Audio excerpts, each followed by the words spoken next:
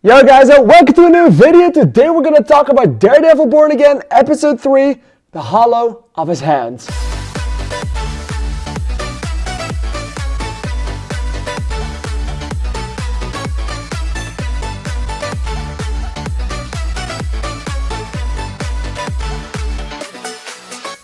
So episode 3 of Daredevil Born Again has officially released on Disney+, so today we can talk about it. I can definitely say, watching the time it is right now, it's 4:25 in the morning, so yeah, I can definitely say I stayed up for the episode and now I thought I need to talk about this immediately, because oh frickin' boy.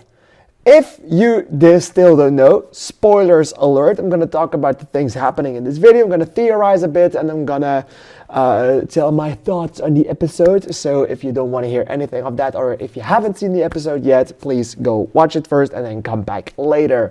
Alright, so before I go into this episode, can I just talk about the ending? Like, you had such a nice, fine, contained little episode. And then you broke my heart. And my mind. So GG on that. Holy fuck. Alright, no, when I first saw the synopsis for the episode, like, oh, it's the Hector Ayala trial and Wilson Fisk has his former gang hosts siding against him right now. I thought like, okay, that could be nice. Nothing much that speaks to me, but hey, well, we'll see in the episode, I guess. And then I watched the episode, and it was my absolute favorite for now. I do think the first episode had a great start with the killing of Foggy Nelson, and then was just okay. The second one was pretty okay until the end when it was epic again. This one, I think I have never been this hooked for a courtroom drama than I've ever been. I mean, the courtroom drama for Hector Ayala, there were no fights, there were no Daredevil, there was no fighting and stuff like that. It was just, is this man gonna prove his innocence? Is this man gonna prove the innocence of Hector Ayala or not? And especially when the thing with Nicky Torres came up, and well, Nicky Torres kind of fucked everyone over. That was insane. That was the biggest ball drop I have felt in centuries. I was like, no! Fuck!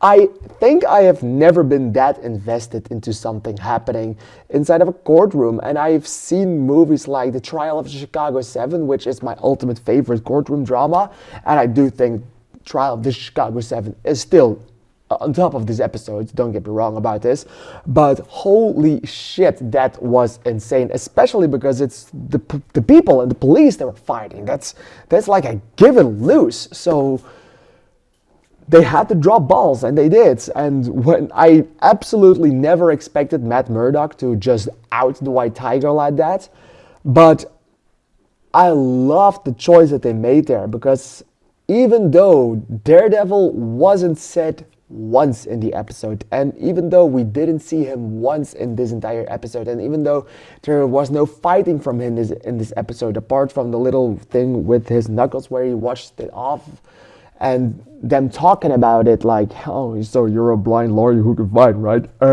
That stuff like that. There was nothing for Matt Murdock, but I do think that the fight he had in this episode is bigger than it was in other episodes in certain parts of the previous show on Netflix. I like the inner fight of Matt Murdock is geniusly written in this episode. It's beautifully put in there, with some great references to Officer Morales. So, fucking Morales confirmed. I've forgotten, David Morales? Nah.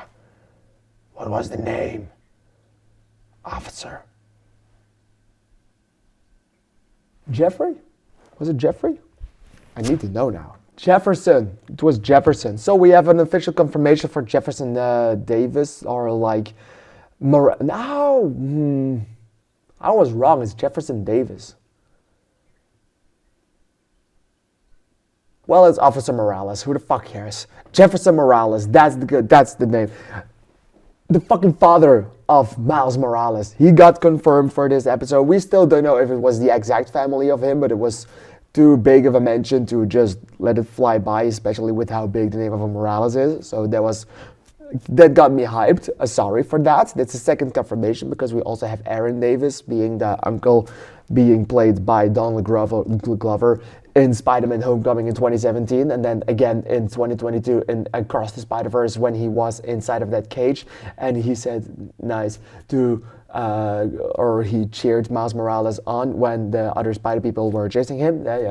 I know my Spider-Man. So that was a fun little reference. But then we had this neck tattoo of the Punisher again. I have to say I did not notice it was a Punisher reference. The first time we saw it on here, I did not see it was the Punisher thing.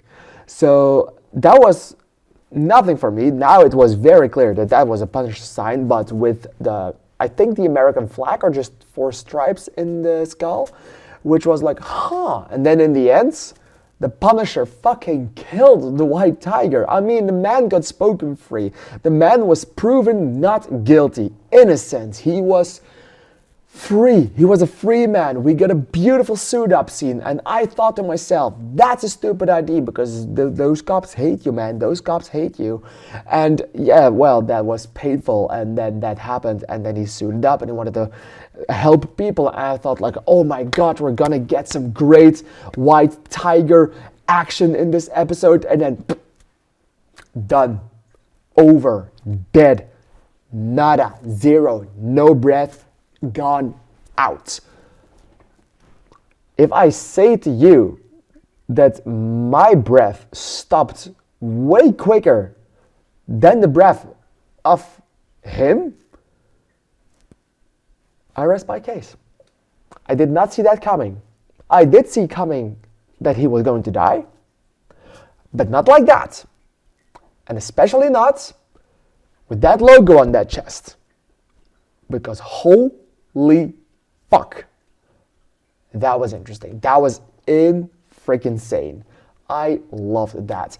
And of course we can talk about the Punisher being doing that, but the first thing I noticed was like, wow, no, Frank, why are you doing that? That's not, oh my god, why? I was angry for a little second, but then I noticed that the skull was a little bit different, and then I thought about it, and here's my theorizing coming into play. Frank wouldn't do that. Frank wouldn't kill anyone without any reason. And with him being proven not guilty, and with everything that Matt said, I just do not believe that that man was Frank Castle, in fact. I do think it was a cop in disguise pretending to be Frank Castle to break the legacy and name of Frank Castle and of the Punisher. So that was insane. And I hope that we find out soon enough who is actually going to be, or if it was the Punisher or not, if it was Frank Castle.